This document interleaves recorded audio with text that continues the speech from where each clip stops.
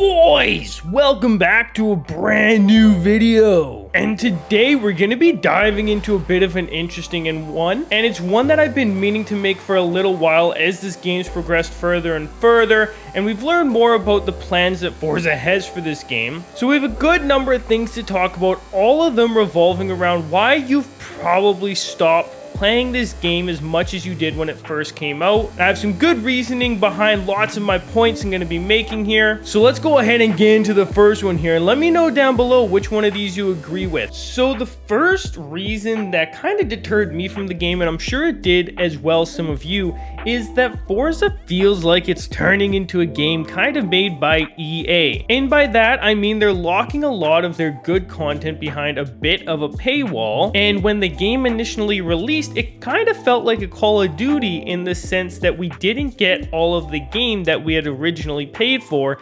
Instead, they tried to make it seem like we're getting more content than we actually are throughout the game's lifespan, when in reality, we're really just getting the same amount of content that Horizon 3 or Horizon 4 was originally released with, dispersed across the lifespan of Forza Horizon 5. Now, I know Horizon 4 also had this car pass, but it kind of just feels like they're locking needless things behind a paywall for no reason. Like, there doesn't seem to be a reason to lock these cars, because lots of them are really cool from the rest of the community and some people that maybe only were able to afford the base model of the game, other than the fact that Forza, or the company that makes Forza, is a little desperate for money. So this was the first thing that started to deter me from the game a little bit, but we have more that kind of builds on to this. Now, the second thing that really started to grind my gears about this game is something that Forza Horizon 4 never actually did, and it's all the hot patches that Forza Horizon 5 has started releasing into their games pretty much since week 1 of release. If you don't know, with this car, the 2020 Toyota Supra, back when it initially released, you used to have a super wheel spin right here.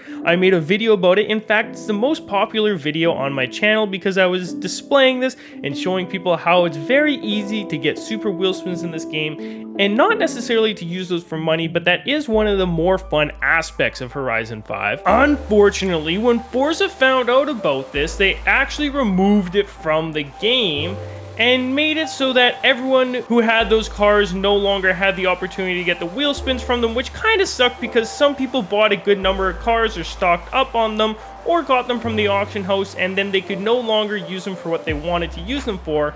But this, however, was not the breaking point for me. The breaking point for me was when Forza added this car to the game, and it was a paid car. It was part of the car pass, so if you had the car pass, you got it for free.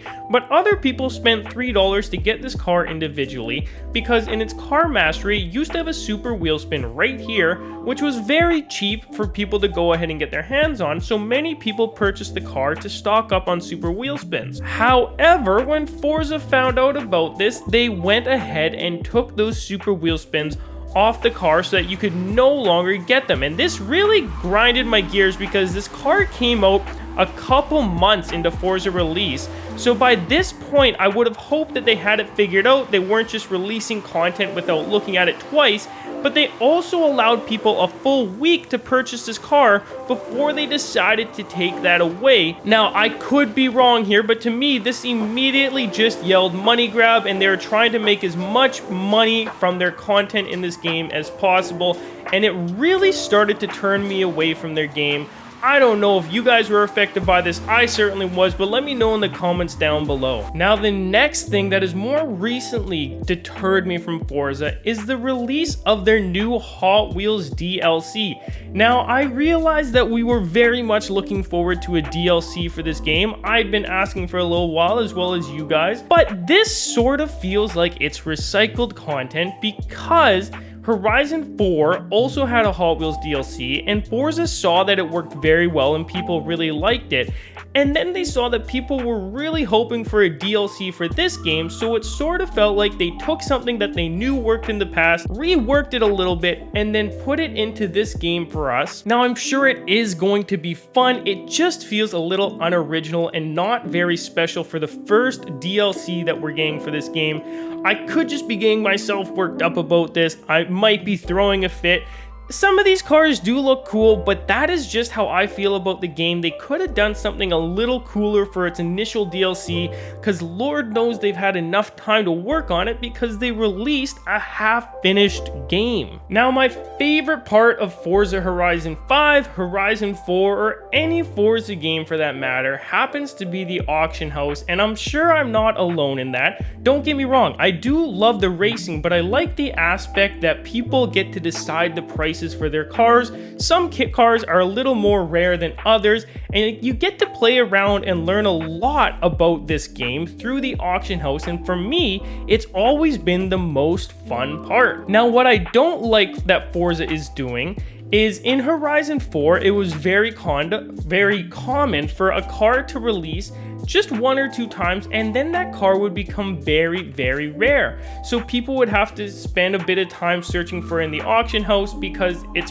price was 20 million, so you either had to save up or get very lucky and find someone put it up for cheaper. But what Forza is doing in this game now is a little different from that, unfortunately, in the fact that they are locking the price of cars that should be $20 million very low to almost take them out of circulation in the auction house and make the auction house only used for getting rid of your cars and making space for other ones, and not so much getting different deals and auction snipes to make as much money as possible. I think the most famous example I can show you of this is with the Unicorn V2. It used to be a $20 million car for a very long time, and it was actually the first one that got its price locked. So it is a little sad. I don't know why they're trying to move away from it so much, because there's lots of people just like me where this is our favorite aspect.